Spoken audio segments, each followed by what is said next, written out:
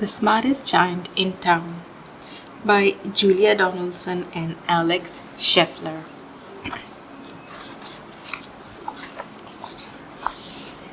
George was a giant, the scruffiest giant in town.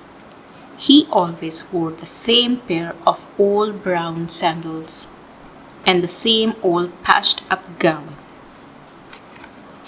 I wish I wasn't the scruffiest giant in town, he said sadly.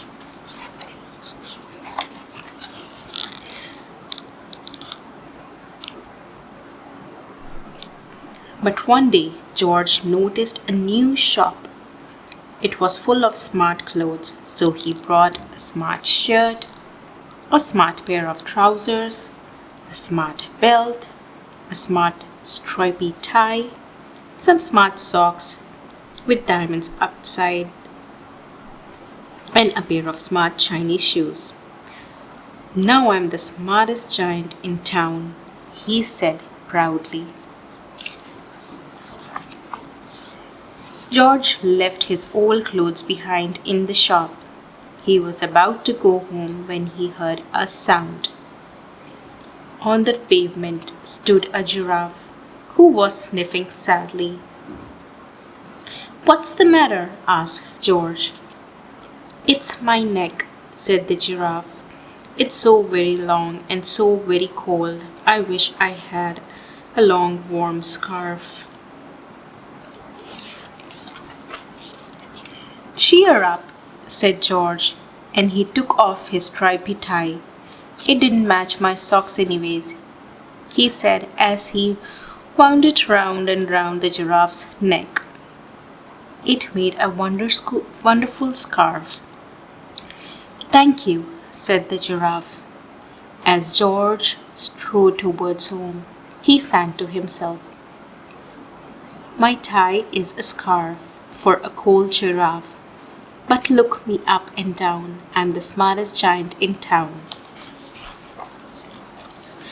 George came to a river. On a boat stood a goat who was bleating loudly. "What's the matter?" asked George. "It's my sail," said the goat.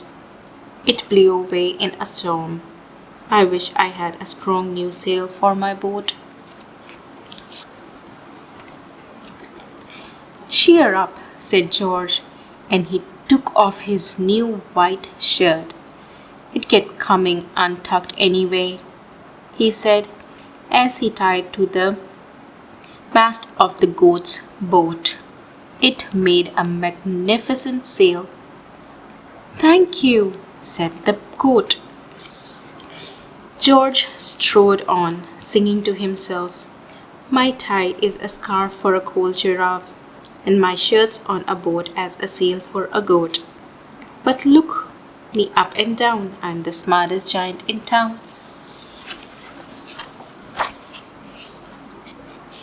George came to a tiny ruined house. Beside the house stood a white mouse with lots of baby mice. They were all squeaking. "What's the matter?" asked George. "It's our house," squeaked the mother mouse. "It burned down, and now we have nowhere to live. I wish we had a nice new house." "Cheer up," said George, and he took off one of his shiny shoes. "It was giving me blisters anyways," he said as the mouse and her babies scrambled inside. The shoe made a perfect home for them. "Thank you," they squeaked.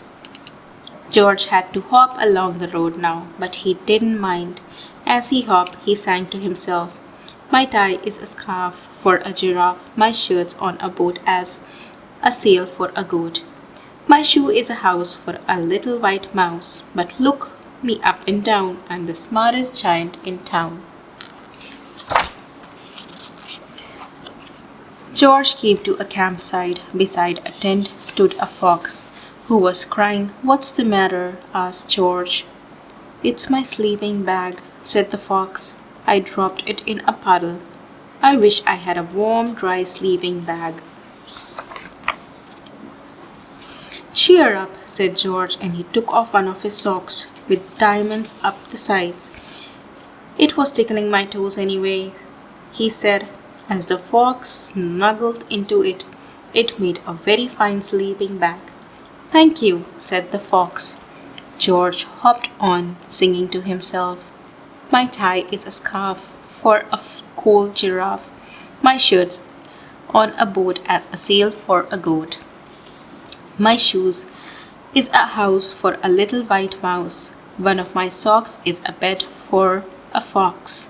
But look me up and down, I'm the smartest giant in town. George came to a big squelchy bog. Beside the bog stood a dog who was howling. What's the matter? Asked George. It's this bog, said the dog. I need to get across, but I keep getting stuck in the mud. I wish there was a safe, dry patch. Cheer up, said George, and he took off his smart new belt. It was squashing my tummy anyway, he said as he laid it down over the bog. It made an excellent bath. Thank you, said the dog. The wind started to blow, but George didn't mind. He hopped on, singing to himself. My tie is a scarf for a cold giraffe. My shirt's on a boat as a sail for a goat. My shoe is a house for a little white mouse. One of my socks is a bed for a fox. My belt helped a dog who was crossing a bog. But my trousers are falling down. I'm the coldest giant in town. Suddenly George felt sad and shivery and not at all smart. He stood on one foot and thought, I'll have to go back to the shop and buy some more clothes, he decided. He turned around and hopped all the way back to the shop.